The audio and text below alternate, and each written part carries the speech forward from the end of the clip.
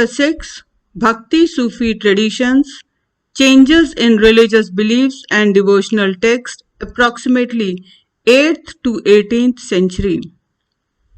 We saw in Chapter 4 that by the mid-1st millennium CE, the landscape of the subcontinent was dotted with a variety of religious structures, stupas, monasteries, temples. If these typified certain religious beliefs and practices, others have been reconstructed from textual traditions, including the Puranas, many of which received their present shape around the same time, and yet others remain only faintly visible in textual and visual records. Chapter 4 में हम लोगों ने देखा था कि mid 1st millennium CE के आसपास Indian subcontinent का जो लैंडस्केप था, यहाँ पर कई सारे रिलीजियस स्ट्रक्चर्स दिखाई पड़ने लगे थे, जैसे स्तूप, मोनेस्ट्रीज, टेम्पल, जो कि किसी न किसी रिलीजन से एसोसिएटेड थे। और ये जो रिलीजियस स्ट्रक्चर्स हैं, ये एक विशेष तरह के धार्मिक विश्वास, धार्मिक रीति रिवाजों के बारे में बताते थे। तो कुछ जो धार्मिक विश्वास हैं, धार्मिक रीति रिवाज हैं, उनको हम उनके बारे में जान सकते हैं, उनकी हिस्ट्री को जान सकते हैं इन रिलीजियस स्ट्रक्चर्स को देख करके। इसके अलावा जो बाकी रिलीजियस प्रैक्टिसेस हैं, बिलीव्स हैं, उनको रिकंस्ट्रक्ट किया जा सकता है टेक्सुअल ट्रेडिशंस के हेल्प से, रिलीजियस बुक्स की मदद से, जो कि उस पीरियड में लिखे गए। उस पीरियड में कुछ रिलीजियस जो टेक्सुअल ट्रेडिशंस जो फॉर्म में आए, जो रिलीजियस बुक्स लिखी गई, उसमें पुराण भी शामिल हैं। जो पुराण हैं वो अपने जो प्रेजेंट शेप में लगभग इसी समय आए, मतलब लगभग मिड फर्स्ट मिलेनियम सीई के आसपास जो पुराण थे उनको कंपाइल किया गया। लेकिन सारे जो धार्मिक विश्वास हैं उनको सिर्फ हम रिलीजियस स्ट्रक्चर्स या टेक्सुअल ट्रेडिशन की मदद से नहीं समझ सकते। कुछ ऐसे बिलीव्स एंड प्रैक्टिसेस हैं जिनके बारे में विजुअल रिकॉर्ड्स में या टेक्सुअल ट्रेडिशंस में बहुत धुंधली जानकारी, हल्की जानकारी मिलती है। हम लोग इस चैप्टर में जो रिलीजियस बिलीव्स एंड प्रैक्टिसेस को रिकंस्ट्रक्ट करने जा रहे हैं, वो लगभग 8th सेंचुरी सीई से 18th सेंचुरी सीई के पीरियड के हम लोग रिलीजियस बिलीफ को डिस्कस करेंगे।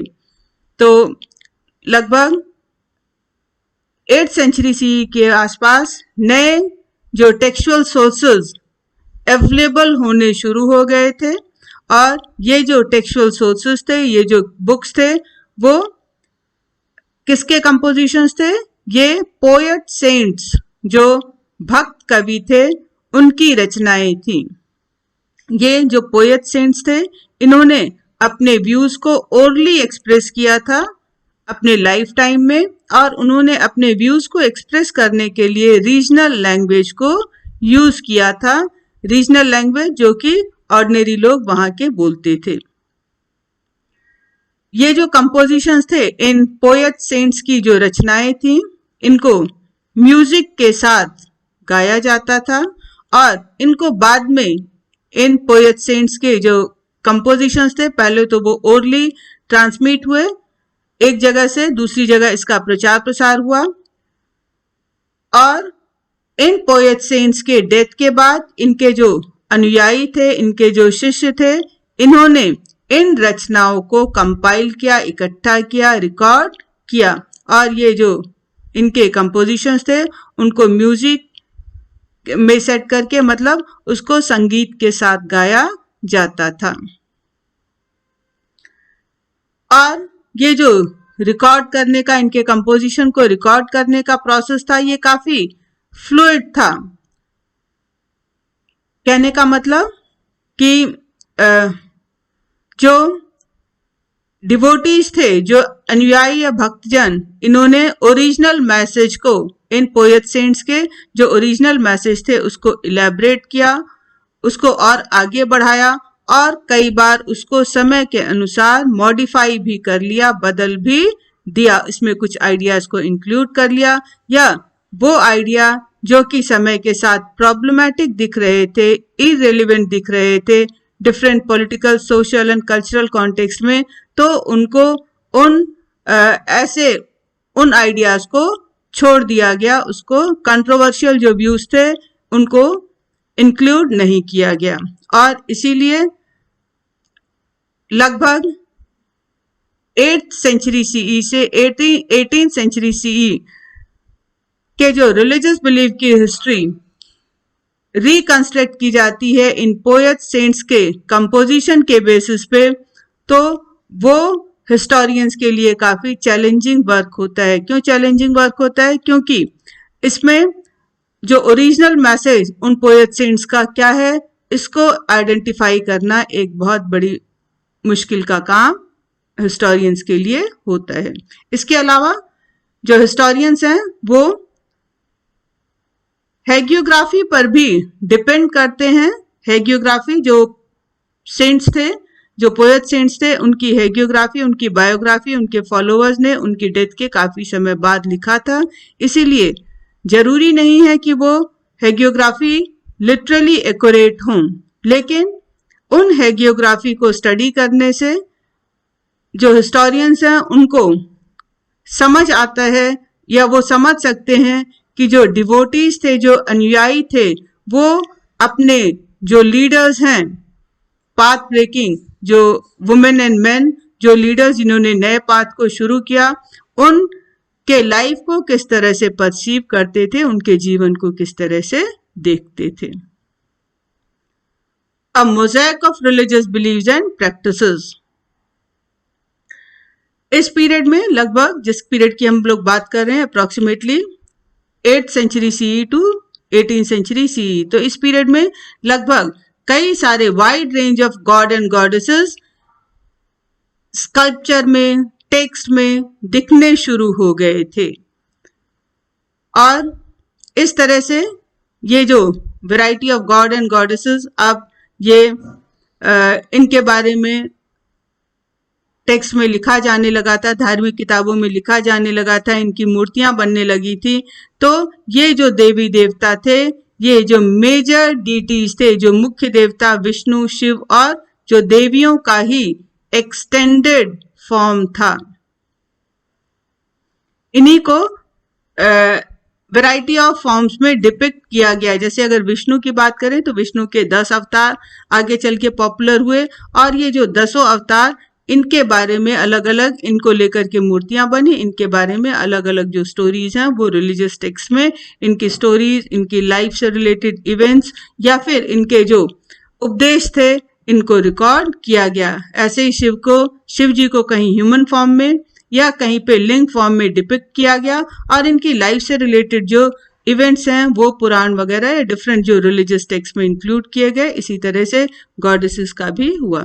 द इंटीग्रेशन ऑफ कल्ट्स, ये वो पीरियड है जब जो different religious groups, different type of जो रिलीजियस ग्रुप्स थे, डिफरेंट तरीके थे पूजा करने के, उपासना करने के, अलग अलग देवी देवताओं के, over the period of time वो आपस में इंटीग्रेट हो गए, आपस में मिक्स हो गए। तो जो किस तरह से कल्ट्स का डिफरेंट वे ऑफ वर्शिप या डिफरेंट जो रिलीजियस ग्रुप, उनका इंटीग्रेशन हुआ, हिस्टोरियंस ने इन डेवलपमेंट को समझने की कोशिश की है। उन्होंने सजेस्ट किया है कि कम से कम दो प्रक्रियाएं एक साथ काम कर रही थी। फर्स्ट प्रोसेस क्या था? It was the process of disseminating Brahmanical idea. It was a period when Brahmanical ideas, they were spreading in different parts of the Indian subcontinent. इसको समझा जा सकता है कि इस पीरियड में जो रिलीजियस टेक्स्ट कंपाइल किए गए, प्रिजर्व किए गए, कंपोज किए गए, वो इजियर, सिंपलर संस्कृत में थे। तो इस पीरियड में पुराण लिखे गए, और पुराणों में जो संस्कृत का इस्तेमाल हुआ वो सिंपल था in comparison to the Sanskrit used in the Vedas. और सिंपलर संस्कृत पुराण में यूज करने का ये भी मतलब था कि अब जो रिलीजियस प्रैक्टिसेस हैं, बिलीव्स हैं, उनमें उन लोगों को भी इंक्लूड करना जिनको वैदिक लर्निंग से बाहर रखा गया था। Now Puranas they were accessible to the womens and to the Shudras also.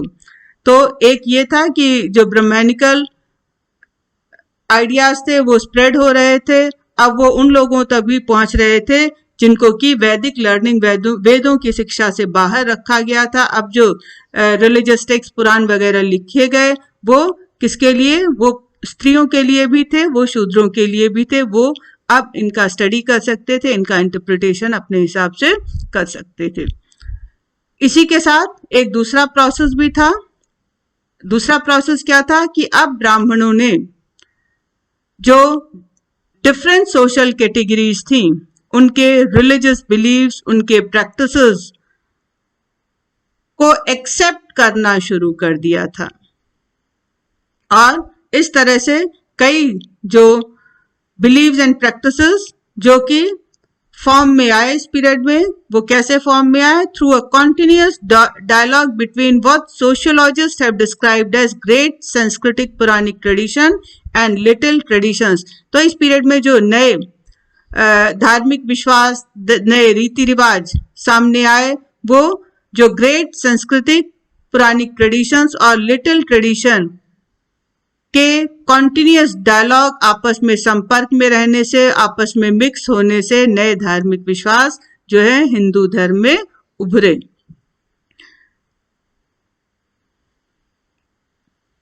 ये जो आपका ग्रेट एंड लिटिल ट्रेडिशन काफी इंपॉर्टेंट है।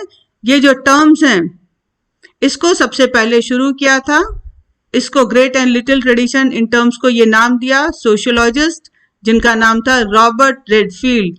20th सेंचुरी में इन्होंने जो पीजेंट सोसाइटीज थी, जो कृषक वर्ग थे, उनके कल्चरल प्रैक्टिसेस को डिस्क्राइब करने के लिए इन टर्म्स को यूज किया। उन्होंने ये महसूस किया कि जो उस पीरियड में जो किसान थे, ये डोमिनेंट सोशल कैटेगरीज, मतलब जो प्रीस्ट, जो रूलर्स, उनके रिचुअल्स को, उनके धार्मिक विश्वासों को, उनके रीति रिवाजों को किसान लोग फॉलो करते थे, उसको मानते थे। इसके अलावा उन्होंने ये भी देखा, इन्होंने जो रॉबर्ट रेडफील्ड, इन्होंने प्रीस्ट एंड रूलर्स के जो ट्रेडिशंस थे उनको ग्रेट ट्रेडिशन का नाम दिया। इसी के साथ जो किसान थे वो स्थानीय रीति रिवाजों को भी मानते थे। जरूरी नहीं है कि जो स्थानीय इनके विश्वास थे वो ग्रेट ट्रेडिशन को सपोर्ट करते हों, उससे मिलते हों। तो किसानों ने जो स्थानीय रीति रिवाजों को अपनाया, जो कि हमेशा ग्रेट ट्रेडिशन को सपोर्ट नहीं करते थे, उसके जैसे नहीं थे, तो किसानों के जो लोकल विश्वास थे, रीति रिवाज थे, उनको लिटिल ट्रेडिशन का नाम दिया गया। और इन्होंने ये भी नोटिस किया कि समय के साथ जो ग्रेट ट्रेडिशन थे, लिटिल ट्रेडिशंस थे, ये समय के साथ बदले। इनमें आपस में, मतलब जो डोमिनेंट ग्रुप थे, प्रीस्ट एंड रूलर्स, उन्होंने लिटिल ट्रेडिशन के बिलीव्स एंड प्रैक्टिसेस को अपना लिया। और समय के साथ अब कौन सा जो हिंदू रिलीजन में कौन सा जो रिवाज है वो लिटिल ट्रेडिशन का पार्ट था पहले, और अब कौन सा ग्रेट ट्रेडिशन का पार्ट था, इसको अब आइडेंटिफाई करना मुश्किल हो गया है। समय के साथ ये जो सारे जो ट्रेडिशंस थे ये हिंदुइज्म का पार्ट बन गए हैं। एक little tradition and great tradition आपस में मिक्स हो गए, इनमें आपस में कॉन्टिन्यूअस डायलॉग था, कॉन्टिन्यूअस ये टच में थे, जिसके कारण समय के साथ मिक्स हो गए। इसको समझने के लिए एक बहुत ही अच्छा एग्जाम्पल है, ओडिशा में जो पुरी नाम की जगह पे जगन्नाथ पुरी का जो टेम्पल है, जगन्नाथ टेम्पल, ये इस इंटीग्रेशन को समझने का बहुत अच्छा एग्जाम्पल है जगन्नाथ, जो कि लॉर्ड विष्णु का ही फॉर्म है। लिटरल मीनिंग आप लोग देखो, जगन्नाथ मतलब लॉर्ड ऑफ द वर्ल्ड, दुनिया के, जगत के मालिक जगन्नाथ। तो यहाँ पे जो पुरी में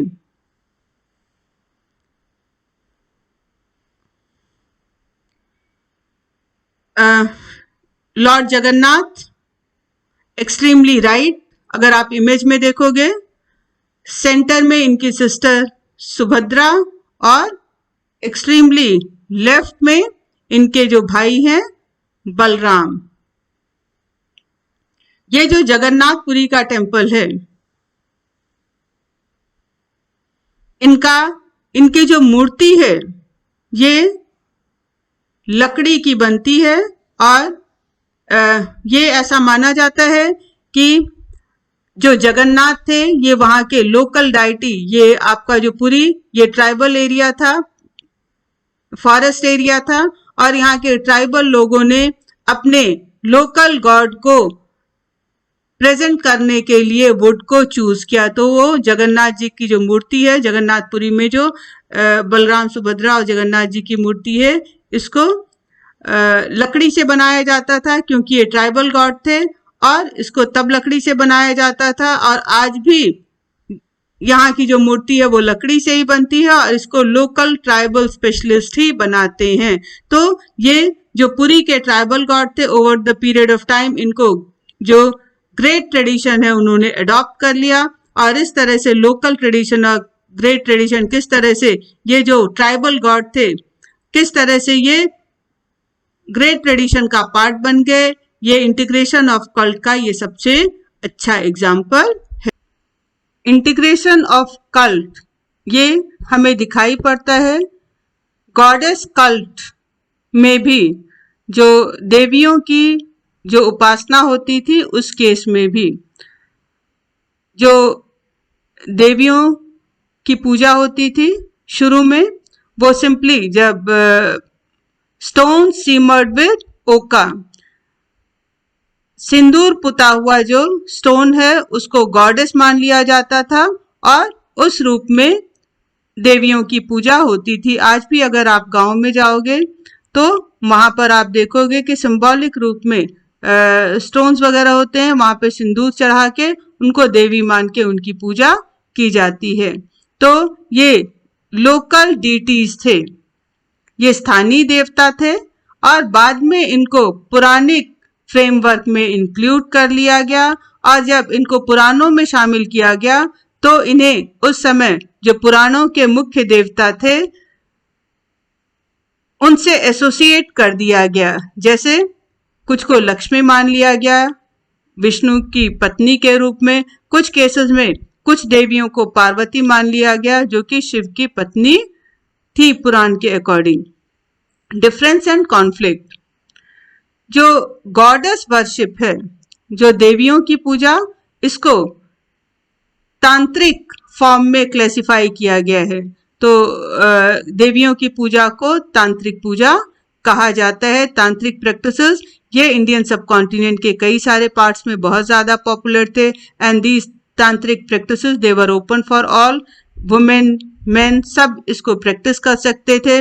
और इसमें जो प्रैक्टिशनर्स थे तांत्रिक पूजा या तंत्र साधना करने वाले, इसमें जेंडर बेस पे जो डिफरेंसेस था, कास्ट बेस पे और क्लास बेस पे, इसको इग्नोर किया जाता था। It was open for all. समय के साथ जो तांत्रिक ट्रेडिशन ये बौद्धिज्म में भी इंक्लूड हो गए और शैविज्म का भी ये पार्ट बन गए, शिव वर्शिप का भी पार्ट बन गए।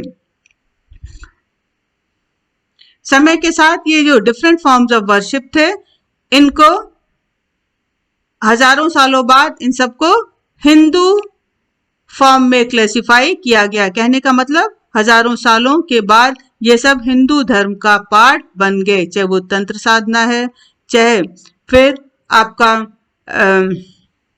देवियों की उपासना है, या ग्रेट ट्रेडिशन, लिटिल ट्रेडिशन। तो ये जो डिफरेंट वेज ऑफ वर्शिप थे, डिफरेंट रिलीजियस ग्रुप्स थे, वो सब एसोसिएट हो गए हिंदू रिलीजन के नाम पर।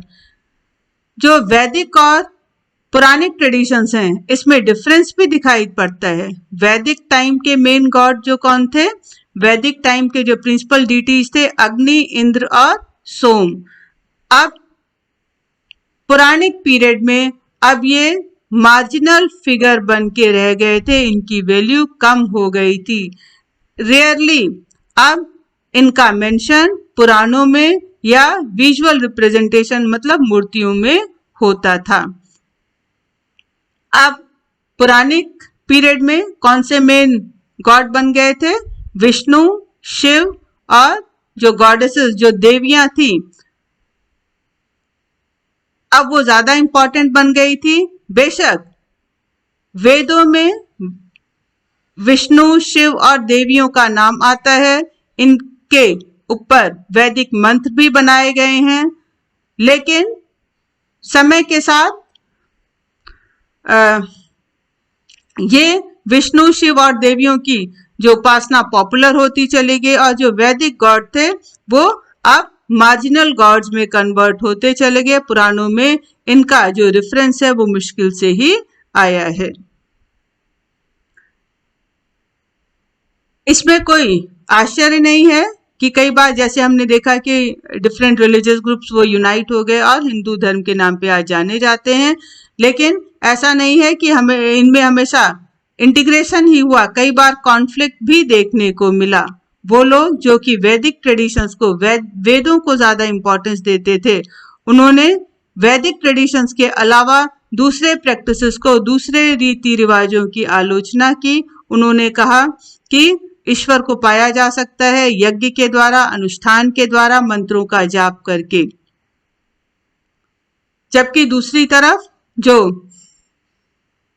तांत्रिक ट्रेडिशन में इन्वॉल्व थे, जो तंत्र साधना करते थे, उन्होंने वेदों की अथॉरिटी को इग्नोर किया है। इसके अलावा जो डिवोटीज थे, जो भक्त थे, वो एक चूजन डीटी, एक चुने हुए देवता की उपासना करने को ज्यादा प्रेफरेंस देने लगे और इसके कारण जो लोग थे वो वैष्णविज्म एंड शैविज्म ग्रुप में डिवाइड हो गए। इसके अलावा इनके रिलेशंस कई बार दूसरे ट्रेडिशन से भी टेंस्ड होते थे, बहुत ज्यादा कॉर्डियल नहीं थे और बेशक ओपन कॉन्फ्लिक्ट नहीं होता था, लेकिन टेंशन तो डिफरेंट रिलीजियस ग्रुप में समय समय पर देखने को मिलता था। जो डिवोशनल वर्शिप है, जिसको भक्ति परंपरा बोलते हैं, तो इसी कॉन्टेक्स्ट में हम इसको भी डिस्कस करेंगे। डिवोशनल प्रैक्टिस, इसकी एक लंबी हिस्ट्री है। 8th सेंचुरी सीई के पहले, हजारों सालों पहले से ये भक्ति परंपरा पाई जाती थी, लेकिन वो अपने इनिशियल स्टेज पे थी, बहुत ज्यादा पॉपुलर नहीं हुई थी। तो अब जिस पीरियड की हम बात कर रहे हैं 8th सेंचुरी सीई से 18th सेंचुरी सीई के बीच में, जो भक्ति ट्रेडिशन बहुत ज्यादा पॉपुलर हो गई। इस समय अपने डिवोशन को एक्सप्रेस करने के लिए जो सेंट्स थे, जो भक्ति सेंट्स थे, उन्होंने अब चूजन डीटीज, अपने चुने हुए देवता की उपासना करनी शुरू कर दी। कहाँ पे? मंदिरों में वो भजन गाते थे अपने देवताओं के प्रेज में, और भजन गाना या चैंटिंग, किस चीज की चैंटिंग? डिवोशनल कंपोजिशन की, जो भक्त संतों की रचनाएं थी उनके कंपोजिशन की चैंटिंग, ये भक्ति परंपरा का मुख्य हिस्सा बन गई और इसको अब हम थोड़ा सा डिटेल में डिस्कस करेंगे। समय के साथ ये जो भक्ति ट्रेडिशन है वो और ज्यादा डेवलप हुआ और कई सारे केसेस में जो पोएट सेंट्स थे, जो भक्त कवि थे, वो समाज के नेता के रूप में उभरे, वो लीडर बन गए। उन्होंने अपने डिवोटीज की एक कम्युनिटी, अपने अनुयायी, अपने भक्तों की एक कम्युनिटी तैयार कर ली।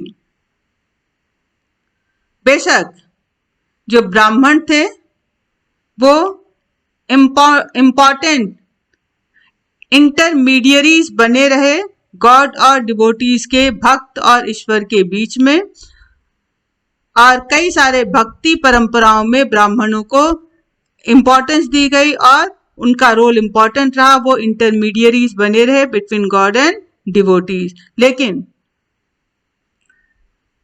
जो भक्ति ट्रेडिशन थे इसमें अब वुमेन एंड लोअर कास्ट के लोगों को भी एकोमोडेट किया गया, शामिल किया गया और उन्हें भी एक नई पहचान मिली।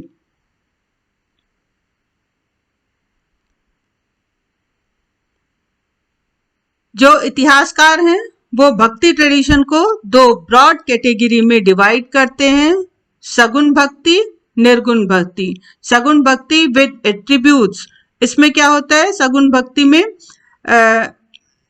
जो स्पेसिफिक डीटीज होते हैं, जो चुने हुए देवता होते हैं, उनकी उपासना एक कह सकते हैं ह्यूमन फॉर्म में, इनकारनेशंस अवतार में और इंसान के रूप में उनकी उपासना की जाती है, फॉर्म के रूप में उनकी उपासना की जाती है। विष्णु या शिव, उनके जो विभिन्न अवतार और देवी जो देवी हैं उनकी उपासना इसमें की जाती है।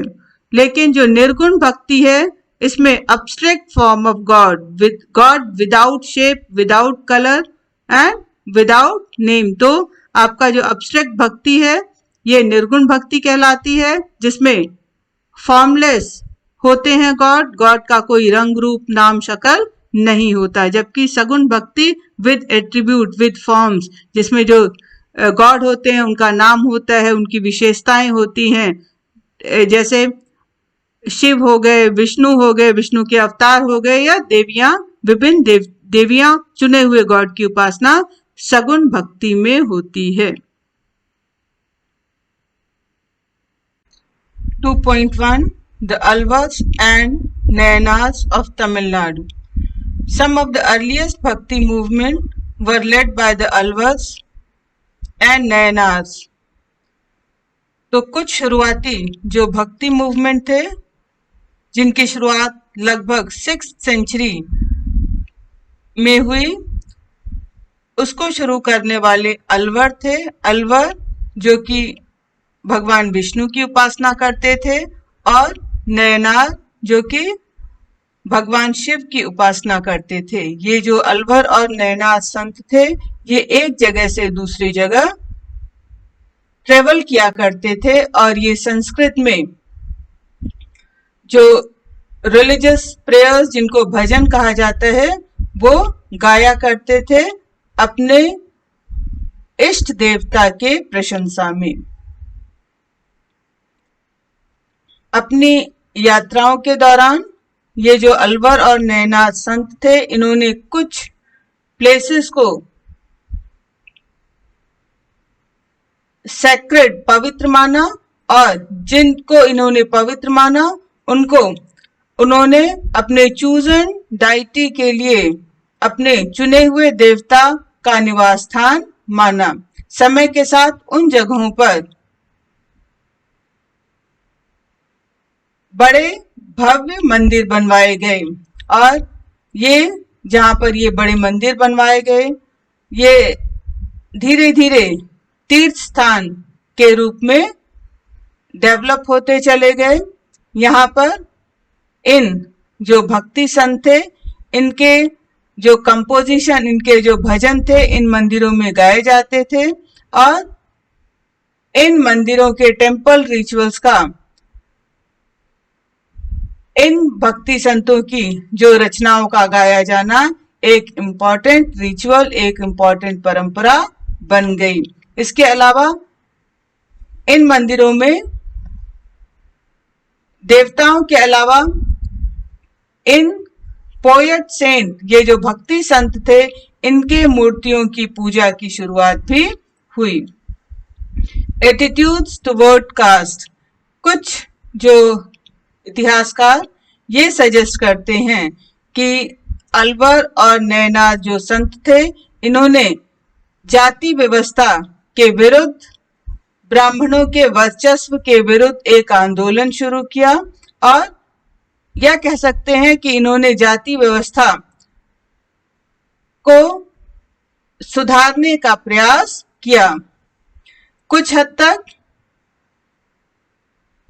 इस बात को इस चीज ने भी सपोर्ट दिया कि ये जो भक्त थे ये डाइवर्स सोशल बैकग्राउंड को अलग अलग जातियों से आते थे। कुछ जो पोएट सेंट्स थे, कुछ भक्ति संत ये ब्राह्मण थे, कुछ आर्टिशंस कुछ कारीगर थे, कुछ किसान थे। तो ये अलग अलग सोशल बैकग्राउंड अलग अलग जातियों से आते थे और इसीलिए उन्होंने जाति व्यवस्था का विरोध किया। कुछ जो पोएट सेंट्स थे वो जो थे वो निचली जाति या अनटचेबल ग्रुप से भी आते थे, उनको भी बिलोंग करते थे। अलवर और नैनार ट्रेडिशन की इंपॉर्टेंस इससे भी जानी जाती है कि कई ये जो अलवर और नैनार संत थे ये अपनी रचनाओं को वेदों के बराबर महत्व देते थे। जैसे ये जो अलवर संत थे उनकी जो रचनाएं जिसको कि नलैरा दिव्य प्रबंधनम के नाम से जाना जाता है, तो ये नलैरा दिव्य प्रबंधनम जो है इसको तमिल वेद कहा जाता है।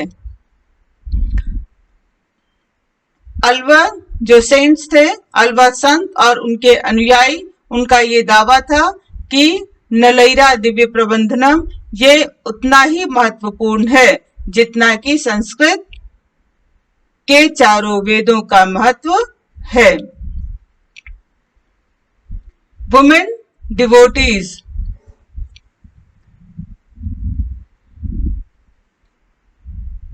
भक्ति परंपरा का एक और चौंकाने वाला जो विशेषता है वो कि इस परंपरा में औरतों का प्रेजेंस भी देखा गया। जो औरतें थी वो भी इस भक्ति परंपरा को फॉलो कर सकती थी। जैसे अंडाल, इनके जो कंपोजिशंस हैं इसको आज भी गाया जाता है और उस समय भी ये काफी इनके जो कंपोजिशंस थे वो काफी पॉपुलर थे। अंडाल ये एक वुमेन अलवर थी, भगवान विष्णु की उपासक। ये अपने आप को विष्णु का बिलव मानती थी और इन्होंने अपने डीटी लॉर्ड विष्णु के प्रति अपने लव को एक्सप्रेस करने के लिए पोएम्स लिखी। एक ऐसी ही दूसरी वुमेन सेंट जिनका नाम करैकाल अम्मैयार है, ये शिव की उपासक थी और इन्होंने जो कठिन तपस्या का रास्ता अपनाया अपने लक्ष्य की प्राप्ति के लिए। इनके जो कंपोजिशंस हैं इनको नैनार ट्रेडिशन में प्रिजर्व करके रखा गया। तो ये जो महिला भक्ति संत थी इन्होंने अपनी सामाजिक जिम्मेदारियों का त्याग कर दिया था, लेकिन ये नन नहीं बनी और इस तरह से इनका जो एग्जिस्टेंस है, इनका जो लाइफ है और इनकी जो कंपोजिशंस, इनकी जो रचनाएं हैं, ये पेट्रियार्कल नॉर्म्स के लिए एक चैलेंज थी। Patriarchal norms, a society which is dominated by male members. Compilation of devotional literature. अब ये जो डिवोशनल लिटरेचर है, जो भक्ति मार्ग के संत थे उनके लिटरेचर को कब और कैसे कंपाइल किया गया, ये काफी इंपॉर्टेंट पार्ट है। 10th सेंचुरी तक जो 12 अलवर पोएट सेंट थे इनके कंपोजिशंस को, इनकी जो रचनाएं थी उनको कंपाइल कर लिया गया था। किस नाम से? नलैयार दिव्य प्रबंधनम के नाम से। That means 4000 sacred compositions. इसके अलावा जो दूसरे पोएट सेंट्स थे जैसे अप्पार, संबंदर एंड सुंदरार, इनके जो कंपोजिशंस थे उनको तेवरम के नाम से कंपाइल किया गया और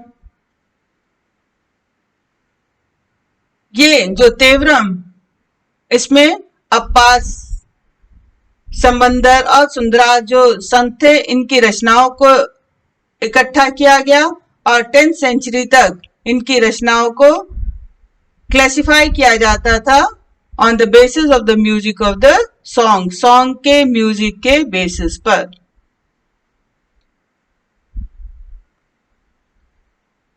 relation with the state. Early first millennium CE के आसपास तमिल रीजन में कई सारे इंपॉर्टेंट जो चीफडम्स वो डेवलप हो गए थे और लगभग second half of first millennium C तक यहाँ पर इस चीज के सबूत मिलने लगते हैं कि ये जो चीफडम्स थे ये अब स्टेट्स में कन्वर्ट होने लगे थे, ये किंगडम्स में कन्वर्ट होने लगे थे और जो शुरू के पावरफुल किंगडम्स थे इस एरिया के, those of Pallavas and Pandyas, ये जो पल्लव एंड पांड्या जो किंगडम अप्रोक्सीमेटली 6th सेंचुरी से 9th सेंचुरी सीई के बीच में डेवलप हुए थे। इस रीजन में काफी समय पहले से, कई सेंचुरी पहले से ही बौद्ध रिलीजन और जैन रिलीजन ये प्रैक्टिस में आ चुका था और ये जो बौद्ध रिलीजन जैन रिलीजन के फॉलोअर्स थे, यहाँ पर इनको यहाँ के मर्चेंट्स का, यहाँ के आर्टिसन कम्युनिटीज का सपोर्ट मिला हुआ था और कभी कभार इन रिलीजियस ट्रेडिशंस को रॉयल पेट्रोनेज, शाही संरक्षण, राजा का प्रोटेक्शन भी मिलता था और उनसे कई बार इन्हें ग्रांट भी मिला करता था। तमिल भक्ति जो पोएम्स हैं उसका एक मेजर थीम, एक बड़ा विषय था कि ये जो भक्ति पोएट्स थे इन्होंने बुद्धिज्म और जैनिज्म को अपोज किया, इन्होंने बौद्ध और जैन धर्म का विरोध किया। इससे ये पता चलता है कि उस समय डिफरेंट रिलीजियस ट्रेडिशंस के बीच में रॉयल प्रोटेक्शन पाने के लिए कंपटीशन हुआ करता था, जिसके कारण ये एक दूसरे को अपोज किया करते थे अपने कंपोजिशंस में। और ये जो बौद्ध और जैन रिलीजन को अपोज किया गया भक्ति ट्रेडिशन में, ये जो अपोजिशन नैनाद सेंट्स के केस में और ज्यादा स्ट्रॉन्ग दिखाई पड़ता है। इस चीज के सबूत मिलते हैं कि जो पावरफुल चोल रूलर्स थे जिन्होंने 9th से 13th सेंचुरी के बीच में रूल किया, इन्होंने ब्रह्मैनिकल ट्रेडिशन और भक्ति ट्रेडिशन को सपोर्ट किया। इन्होंने ब्रह्मैनिकल और भक्ति ट्रेडिशंस के लिए लैंड ग्रांट, जो जमीनें थी वो दान में दी और शिव और विष्णु के मंदिरों को भी बनवाया। कुछ बहुत ही भव्य शिव मंदिर जिसमें चिदम्बरम, तंजावुर, गंगाई कोंड चोलपुरम ये मंदिर शामिल हैं, तो ये चोल रूलर्स की संरक्षण में बनवाए गए थे। इसी समय भगवान शिव के जो बहुत ही देखने लायक स्पेक्टेकुलर रिप्रेजेंटेशन, तो भगवान शिव की तांबे की बहुत भव्य कह सकते हैं कि मूर्तियां बननी शुरू हुई और इस तरह से ये जो शिव की जो नटराज की मूर्ति ये इसी पीरियड में बनी, जिससे पता चलता है कि जो नैनार संत थे उनके विजन ने उस समय के आर्टिस्ट्स को इंस्पायर किया। नैनार और अलवर दोनों ही संतों को विल्ला पीजेंट्स का सपोर्ट और रिस्पेक्ट मिला हुआ था और इसीलिए उस समय जो रूलर्स थे वो अलवर और नैनार जो संत थे उनका सपोर्ट लेने के लिए कोशिश करते थे। जैसे चोल जो रूलर्स हैं उन्होंने डिवाइन सपोर्ट क्लेम किया, उन्होंने कहा कि they are having the support of the gods और उन्होंने इसको क्लेम करने के लिए, अपने पावर को प्रोक्लेम करने के लिए, अपने स्टेटस को शो करने के लिए बहुत ही भव्य मंदिर बनाए और उन मंदिरों में उन्होंने जो ईश्वर की भी बहुत सुंदर, चाहे वो स्टोन या मेटल के मूर्तियां भी बनवाई। यहाँ पर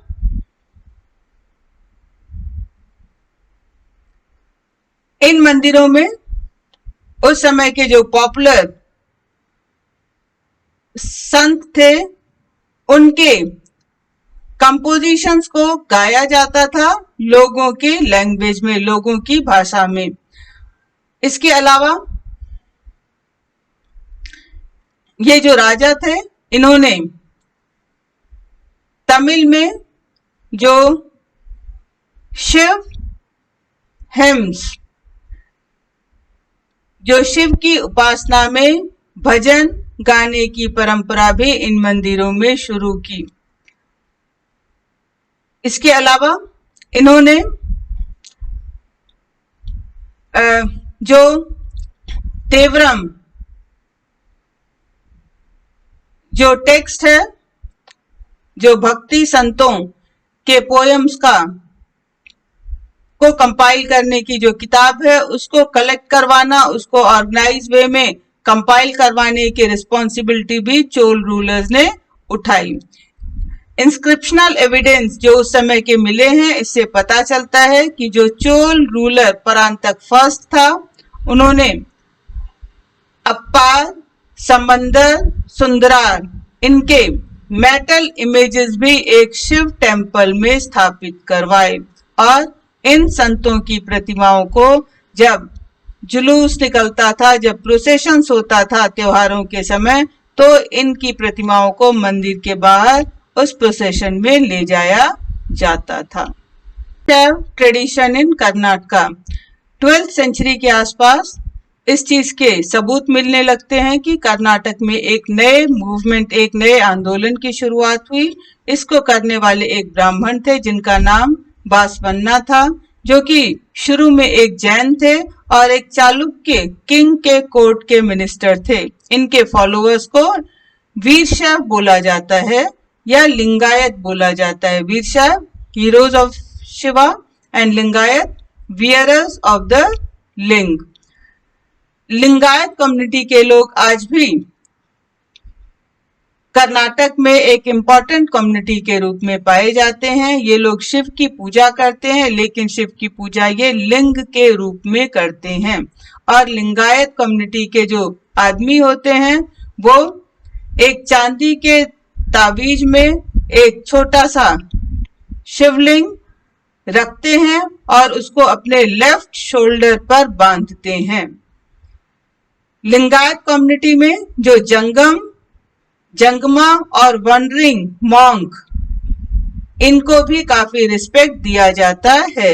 लिंगायत जो कम्युनिटी के लोग हैं इनका मानना है कि डेथ के बाद जो शिव के भक्त होते हैं वो शिव में समा जाते हैं, शिव के साथ यूनाइट हो जाते हैं और दुनिया में लौटकर नहीं आते।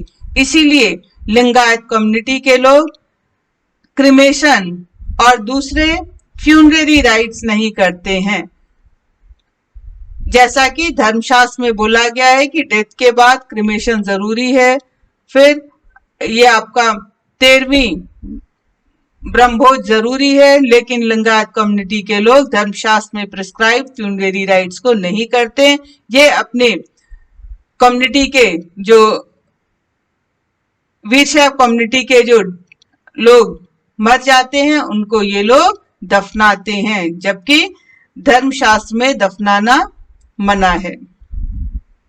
तो जो लिंगायत कम्युनिटी के लोग थे उन्होंने जो कास्ट सिस्टम को भी अपोज किया। उन्होंने ब्राह्मणों ने जैसे कुछ लोगों को या कुछ कामों को पोल्यूट करने वाला माना है, कुछ लोगों को जो ऐसे काम करते हैं उनको भी अनटचेबल माना है, तो इन्होंने उस सिस्टम को मानने से मना कर दिया। इसके अलावा इन्होंने रीबर्थ, पुनर्जन्म का जो थ्योरी था उस पर भी प्रश्न उठाया। तो इनका ये जो व्यू था, इसके कारण ब्रह्मैनिकल सोशल ऑर्डर में जो लोग सबसे लोअर कैटेगरी के थे, जो मार्जिनलाइज, जिसके साथ भेदभाव किया जाता था, वो लोग लिंगायत कम्युनिटी की तरफ अट्रैक्ट हुए और इन्होंने इस कम्युनिटी को ज्वाइन कर लिया। इसके अलावा जो लिंगायत समुदाय के लोग थे वो उन सारे रीति रिवाजों को अपनाते थे जिसको कि धर्मशास्त्र में करना मना है, जैसे पोस्ट प्यूबर्टी मैरिज, ज्यादा एज पे शादी धर्मशास्त्र में ये अलाउड नहीं है। रीमैरिज ऑफ विडोज, विधवा पुनर्विवाह अलाउड नहीं है, लेकिन लिंगायत कम्युनिटी के लोग शादियां ज्यादा एज पे करना प्रेफर करते थे और रीमैरिज ऑफ विडोज भी इसमें अलाउड था। वीरशैव ट्रेडिशन को समझने के लिए वचन जो है सेइंग्स, जो कि कन्नड़ लैंग्वेज में उन लोगों ने कंपोज किए हैं जिन्होंने इस मूवमेंट को ज्वाइन किया था। तो वचनों को पढ़ करके, वचनों को जान करके हम लिंगायत ट्रेडिशन को बेहतर समझ सकते हैं।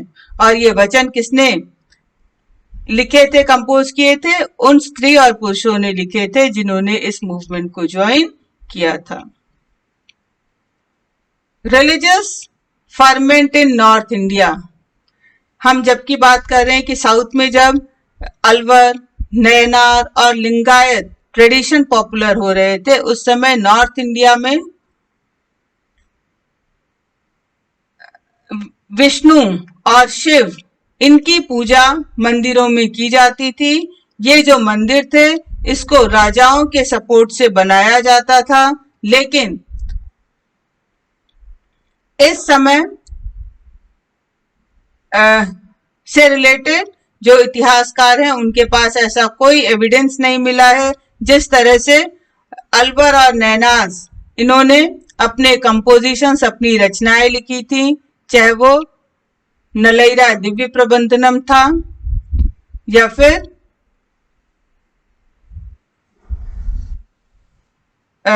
जो दूसरा वाला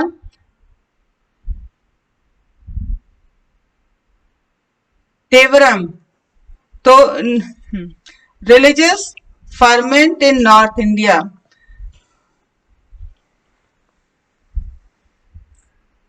For religious ferment in North India, same period में नॉर्थ इंडिया में विष्णु और शिव, ये जो देवता थे, इनकी उपासना मंदिरों में की जाती थी और इन मंदिरों को राजाओं के सपोर्ट से बनवाया जाता था। लेकिन इतिहासकारों को इस समय नॉर्थ इंडिया से ऐसे कोई भी रचनाएं नहीं मिली हैं जैसी रचनाएं साउथ इंडिया से अलवर और नैनाज की मिली थी, जैसे नलैरा दिव्य प्रबंधनम या तेवरम। तो ऐसा क्यों है, ये डिफरेंस क्यों है?